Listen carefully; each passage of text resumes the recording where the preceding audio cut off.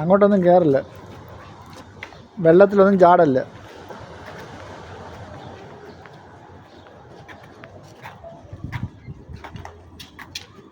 ആ വെള്ളത്തിലൊന്നും പറഞ്ഞില്ല, പോ. നോ നോ, വെള്ളത്തിലൊന്നും ചാടല്ല.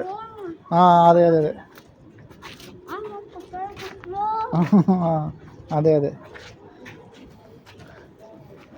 അബി ഇങ്ങനെ ട്യൂഷന് പോയിട്ട് ഇന്ന് വരുവാ. കഷ്ടകാലത്തിന് അവൾക്ക് ഇഷ്ടമുള്ള കളറായി പോയല്ലോ.